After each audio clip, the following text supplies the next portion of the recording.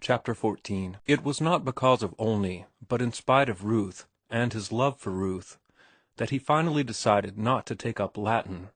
His money meant time. There was so much that was more important than Latin, so many studies that clamored with imperious voices. And he must write.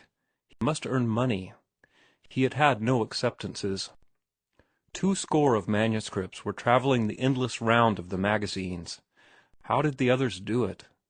He spent long hours in the free reading room, going over what others had written, studying their work eagerly and critically, comparing it with his own, and wondering about the secret trick they had discovered which enabled them to sell their work.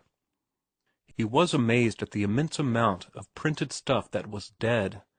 No light, no life, no color was shot through it. There was no breath of life in it. And yet it sold, at 2 cents a word, $20 1,000. The newspaper clipping had said so. He was puzzled by the countless short stories, written lightly and cleverly, he confessed, but without vitality or reality. Life was so strange and wonderful, filled with an immensity of problems, of dreams, and of heroic toils, and yet these stories dealt only with the commonplaces of life. He felt the stress and strain of life, its fevers and sweats, and wild insurgences. Surely this was the stuff to write about. He wanted to glorify the leaders of forlorn hopes, the mad lovers, the giants that fought under stress and strain, amid terror and tragedy, making life crackle with the strength of their endeavor. And yet the magazine short stories seemed intent on glorifying the Mr. Butlers, the sordid dollar chasers, and the commonplace little love affairs of commonplace little men and women. Was it because the editors of the magazines were commonplace, he demanded, or were they afraid of life, these writers and editors and readers? But his chief trouble was that he did not know any editors or writers. And not merely did he not know any writers, but he did not know anybody who had ever attempted to write. There was nobody to tell him, to hint to him, to give him the least word of advice. He began to doubt that editors were real men. They seemed cogs in a machine. That was what it was, a machine. He poured his soul into stories, articles, and poems, and entrusted them to the machine. He folded them just so, put the proper stamps inside the long envelope along with the manuscript, sealed the envelope, put more stamps outside, and dropped it into the mailbox. It traveled across the continent, and after a certain lapse of time, the postman returned him the manuscript in another long envelope, on the outside of which were the stamps he had enclosed. There was no human editor at the other end, but a mere cunning arrangement of cogs that changed the manuscript from one envelope to another, and stuck on the stamps. It was like the slot machines wherein one dropped pennies, and, with a metallic whirl of machinery, had delivered to him a stick of chewing gum or a tablet of chocolate. It depended upon which slot one dropped the penny in, whether he got chocolate or gum. And so with the editorial machine. One slot brought checks, and the other brought rejection slips. So far he had found only the latter slot. It was the rejection slips that completed the horrible machine-likeness of the process. These slips were printed in stereotyped forms, and he had received hundreds of them, as many as a dozen or more, on each of his earlier manuscripts. If he had received one line, one personal line, along with one rejection of all his rejections, he would have been cheered. But not one editor had given that proof of existence. He could conclude only that there were no warm human men at the other end, only mere cogs, well-oiled and running beautifully in the machine. He was a good fighter, whole-souled and stubborn, and he would have been content to continue feeding the machine for years, but he was bleeding to death, and not years but weeks would determine the fight. Each week his board bill brought him nearer destruction, while the postage on 40 manuscripts bled him almost as severely. He no longer bought books, and he economized in petty ways and sought to delay the inevitable end, though he did not know how to economize. and brought the end nearer by a week when he gave his sister Marian $5 for a dress. He struggled in the dark, without advice, without encouragement, and in the teeth of discouragement. Even Gertrude was beginning to look askance. At first she had tolerated with sisterly fondness what she conceived to be his foolishness, but now, out of sisterly solicitude, she grew anxious. To her it seemed that his foolishness was becoming a madness. Martin knew this, and suffered more keenly from it than from the open and nagging contempt of Bernard Higginbotham. Martin had faith in himself, but he was alone in this faith. Not even Ruth had faith. She had wanted him to devote himself to study, and, though she had not openly disapproved of his writing, she had never approved. He had never offered to show her his work. A fastidious delicacy had prevented him. Besides, she had been studying heavily at the university, and he felt averse to robbing her of her time. But when she had taken her degree, she asked him herself to let her see something of what he had been doing. Martin was elated and diffident. Here was a judge. She was a bachelor of arts. She had studied literature under skilled instructors. Perhaps the editors were capable judges, too. But she would be different from them. She would not hand him a stereotyped rejection slip, nor would she inform him that lack of preference for his work did not necessarily imply lack of merit in his work.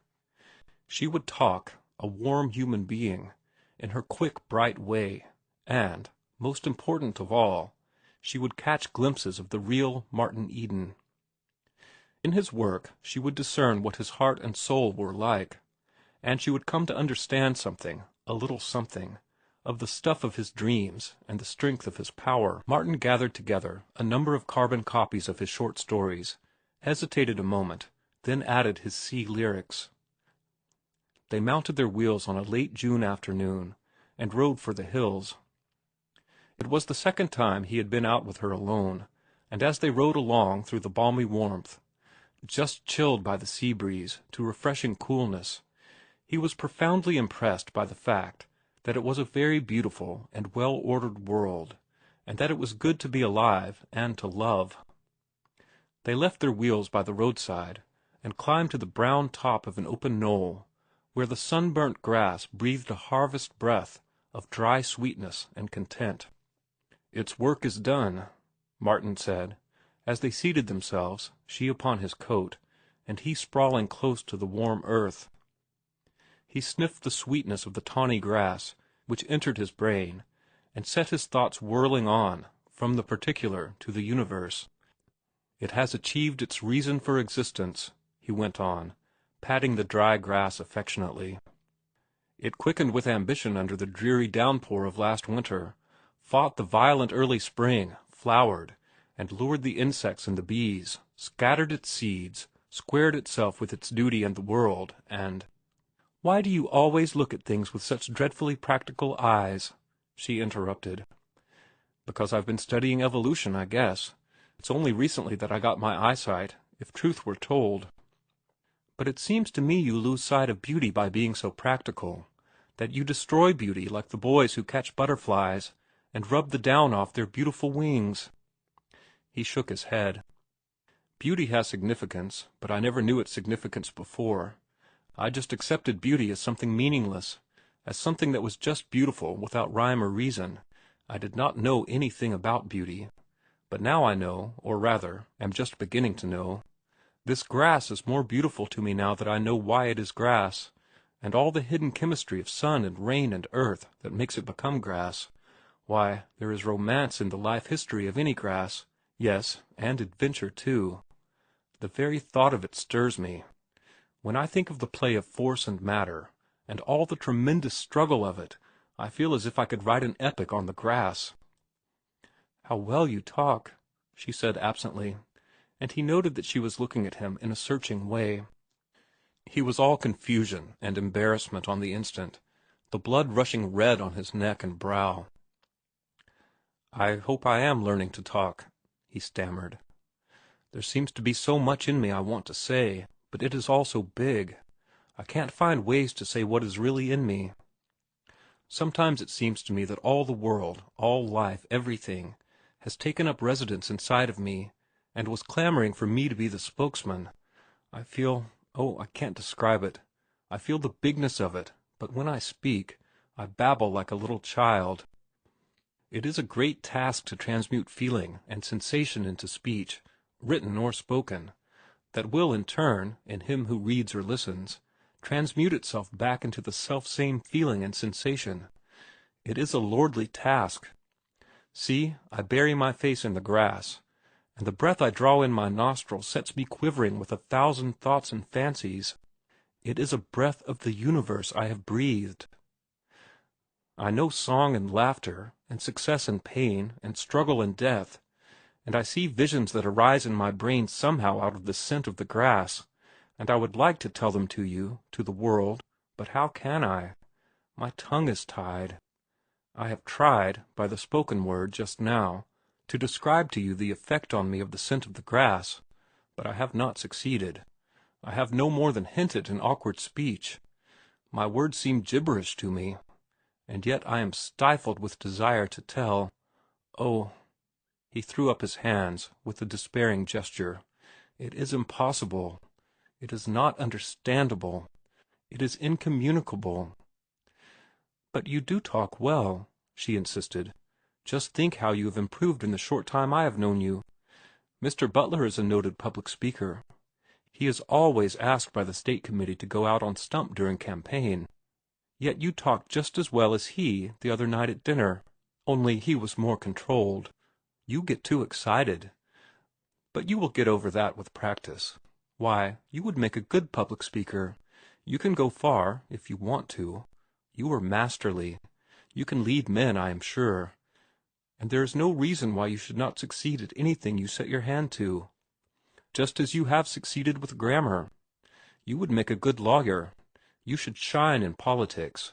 There is nothing to prevent you from making as great a success as Mr. Butler has made, and minus the dyspepsia, she added with a smile.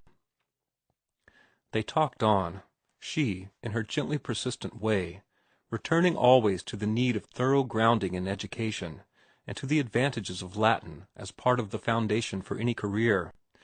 She drew her ideal of the successful man, and it was largely in her father's image, with a few unmistakable lines and touches of color from the image of Mr. Butler.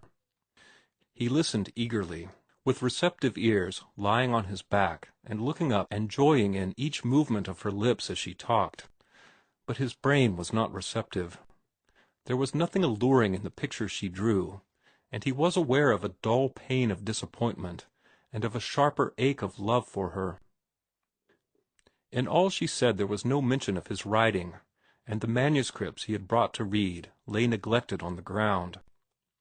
At last, in a pause, he glanced at the sun, measured its height above the horizon, and suggested his manuscripts by picking them up. "I had forgotten," she said quickly, "and I am so anxious to hear." He read to her a story, one that he flattered himself was among his very best. He called it The Wine of Life, and the wine of it, that had stolen into his brain when he wrote it, stole into his brain now as he read it. There was a certain magic in the original conception, and he had adorned it with more magic of phrase and touch. All the old fire and passion with which he had written it were reborn in him, and he was swayed and swept away, so that he was blind and deaf to the faults of it. But he was not so with Ruth. Her trained ear detected the weaknesses and exaggerations, the over-emphasis of the tyro, and she was instantly aware each time the sentence rhythm tripped and faltered. She scarcely noted the rhythm otherwise, except when it became too pompous, at which moments she was disagreeably impressed with its amateurishness. That was her final judgment on the story as a whole, amateurish, though she did not tell him so. Instead, when he had done, she pointed out the minor flaws and said that she liked the story. But he was disappointed. Her criticism was just, he acknowledged that, and he had a feeling that he was not sharing his work with her for the purpose of schoolroom correction. The details did not matter. They could take care of themselves. He would mend them. He would learn to mend them. Out of life he had captured something big and attempted to imprison it in the story. It was the big thing out of life he had read to her, not sentence structure and semicolons. He wanted her to feel with him this big thing that was his, that he had seen with his own eyes, grappled with his own brain, and placed there on the page with his own hands in printed words. Well, he had failed, was his secret decision. Perhaps the editors were right. He had felt the big thing, but he had failed to transmute it. He concealed his disappointment, and joined so easily with her in her criticism that she did not realize that deep down in him was running a strong undercurrent of disagreement. "This next thing I've called The Pot," he said, unfolding the manuscript. "It has been refused by 4 or 5 magazines now, but still I think it is good. In fact, I don't know what to think of it, except that I've caught something there. Maybe it won't affect you as it does me. It's a short thing, only 2,000 words. "How dreadful!" she cried when he had finished. "It is horrible, unutterably horrible." He noted her pale face, her eyes wide and tense, and her clenched hands, with secret satisfaction. He had succeeded. He had communicated the stuff of fancy and feeling from out of his brain. It had struck home. No matter whether she liked it or not, it had gripped her and mastered her, made her sit there and listen and forget details. "It is life," he said, "and life is not always beautiful. And yet, perhaps because I am strangely made, I find something beautiful there. It seems to me that the beauty is tenfold enhanced because it is there." "But why couldn't the poor woman—" She broke in disconnectedly. Then she left the revolt of her thought unexpressed to cry out, "Oh, it is degrading! It is not nice! It is nasty!" For the moment it seemed to him that his heart stood still. Nasty! He had never dreamed it. He had not meant it. The whole sketch stood before him in letters of fire, and in such blaze of illumination he sought vainly for nastiness. Then his heart began to beat again. He was not guilty. "Why didn't you select a nice subject?" she was saying. "We know there are nasty things in the world, but that is no reason." She talked on in her indignant strain, but he was not following her. He was smiling to himself, as he looked up into her virginal face, so innocent, so penetratingly innocent, that its purity seemed always to enter into him, driving out of him all dross and bathing him in some ethereal effulgence that was as cool and soft and velvety as starshine. "We know there are nasty things in the world." He cuddled to him the notion of her knowing, and chuckled over it as a love joke. The next moment, in a flashing vision of multitudinous detail, he sighted the whole sea of life's nastiness that he had known and voyaged over and through, and he forgave her for not understanding the story. It was through no fault of hers that she could not understand. He thanked God that she had been born and sheltered to such innocence. But he knew life, its foulness as well as its fairness, its greatness in spite of the slime that infested it, and by God, he was going to have his say on it to the world. Saints in heaven, how could they be anything but fair and pure? No praise to them. But saints in slime, ah, that was the everlasting wonder. That was what made life worth while. To see moral grandeur rising out of cesspools of iniquity, to rise himself and first glimpse beauty, faint and far, through mud-dripping eyes, to see out of weakness and frailty and viciousness, and all abysmal brutishness, a rising strength and truth, and high spiritual endowment. He caught a stray sequence of sentences she was uttering. "The tone of it is all low, and there is so much that is high. Take In Memoriam."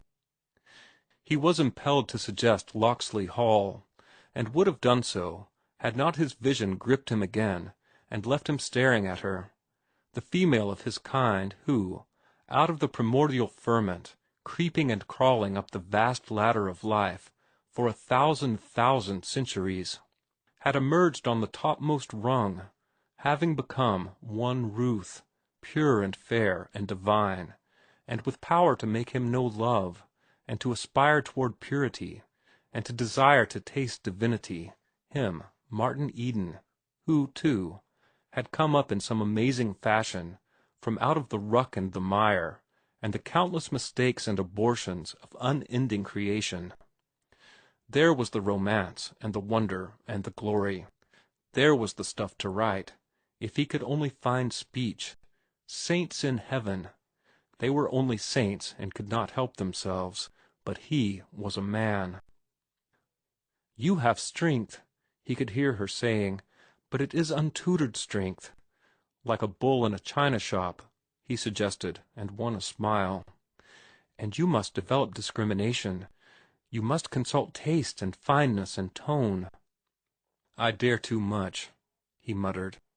She smiled approbation, and settled herself to listen to another story. "I don't know what you'll make of this," he said apologetically. "It's a funny thing. I'm afraid I got beyond my depth in it, but my intentions were good. Don't bother about the little features of it. Just see if you can catch the feel of the big thing in it. It is big, and it is true, though the chance is large that I have failed to make it intelligible." He read, and as he read he watched her. At last he had reached her, he thought. She sat without movement, her eyes steadfast upon him, scarcely breathing, caught up and out of herself, he thought, by the witchery of the thing he had created. He had entitled the story Adventure, and it was the apotheosis of adventure, not of the adventure of the story-books, but of real adventure. The savage taskmaster, awful of punishment and awful of reward, faithless and whimsical, demanding terrible patience and heartbreaking days and nights of toil, offering the blazing sunlight glory or dark death at the end of thirst and famine, or of the long drag and monstrous delirium of rotting fever. Through blood and sweat and stinging insects, leading up by long chains of petty and ignoble contacts, to royal culminations and lordly achievements. It was this, all of it and more, that he put into his story, and it was this, he believed, that warmed her as she sat and listened. Her eyes were wide, color was in her pale cheeks, and before he finished it seemed to him that she was almost panting. Truly, she was warmed, but she was warmed not by the story, but by him. She did not think much of the story. It was Martin's intensity of power, the old excess of strength, that seemed to pour from his body and on and over her. The paradox of it was that it was the story itself that was freighted with his power. That was the channel, for the time being, through which his strength poured out to her. She was aware only of the strength and not of the medium, and when she seemed most carried away by what he had written, in reality she had been carried away by something quite foreign to it, by a thought, terrible and perilous, that had formed itself unsummoned in her brain. She had caught herself wondering what marriage was like, and the becoming conscious of the waywardness and ardor of the thought had terrified her. It was unmaidenly. It was not like her. She had never been tormented by womanhood, and she had lived in a dreamland of Tennysonian poesy, dense even to the full significance of that delicate master's delicate allusions to the grossnesses that intrude upon the relations of queens and knights. She had been asleep always, and now life was thundering imperatively at all her doors. Mentally, she was in a panic to shoot the bolts and drop the bars into place, while wanton instincts urged her to throw wide her portals and bid the deliciously strange visitor to enter in. Martin waited with satisfaction for her verdict. He had no doubt of what it would be, and he was astounded when he heard her say, "It is beautiful. It is beautiful," she repeated with emphasis after a pause. Of course it was beautiful, but there was something more than mere beauty in it, something more stingingly splendid, which had made beauty its handmaiden. He sprawled silently on the ground, watching the grisly form of a great doubt rising before him. He had failed. He was inarticulate. He had seen one of the greatest things in the world, and he had not expressed it. "What do you think of the—" He hesitated, abashed at his first attempt to use a strange word. "Of the motif?" he asked. "It was confused," she answered. "That is my only criticism in the large way. I followed the story, but there seemed so much else. It is too wordy. You clog the action by introducing so much extraneous material." "That was the major motif," he hurriedly explained. "The big underrunning motif, the cosmic and universal thing. I tried to make it keep time with the story itself, which was only superficial after all. I was on the right scent, but I guess I did badly. I did not succeed in suggesting what I was driving at, but I'll learn in time." She did not follow him. She was a bachelor of arts, but he had gone beyond her limitations. This she did not comprehend, attributing her incomprehension to his incoherence. "You were too voluble," she said, "but it was beautiful in places." He heard her voice as from far off, for he was debating whether he would read her the sea lyrics.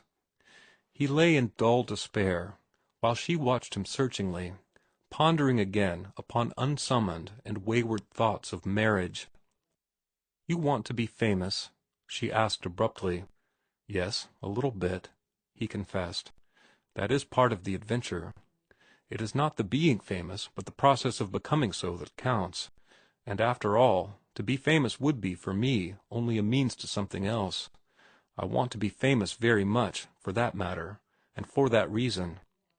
"For your sake," he wanted to add, and might have added had she proved enthusiastic over what he had read to her. But she was too busy in her mind, carving out a career for him that would at least be possible, to ask what the ultimate something was which he had hinted at. There was no career for him in literature. Of that she was convinced. He had proved it today with his amateurish and sophomoric productions. He could talk well, but he was incapable of expressing himself in a literary way. She compared Tennyson and Browning and her favorite prose masters with him, and to his hopeless discredit. Yet she did not tell him her whole mind. Her strange interest in him led her to temporize. His desire to write was, after all, a little weakness, which he would grow out of in time. Then he would devote himself to the more serious affairs of life, and he would succeed, too. She knew that. He was so strong that he could not fail, if only he would drop writing. "I wish you would show me all you write, Mr. Eden," she said. He flushed with pleasure. She was interested, that much was sure. And at least she had not given him a rejection slip. She had called certain portions of his work beautiful, and that was the first encouragement he had ever received from anyone. "I will," he said passionately, "and I promise you, Miss Morse, that I will make good. I have come far, I know that, and I have far to go, and I will cover it if I have to do it on my hands and knees." He held up a bunch of manuscript. "Here are the sea lyrics. When you get home, I'll turn them over to you to read at your leisure. And you must be sure to tell me just what you think of them. What I need, you know, above all things is criticism, and do please be frank with me." "I will be perfectly frank," she promised, with an uneasy conviction that she had not been frank with him, and with a doubt if she could be quite frank with him the next time. End of chapter 14.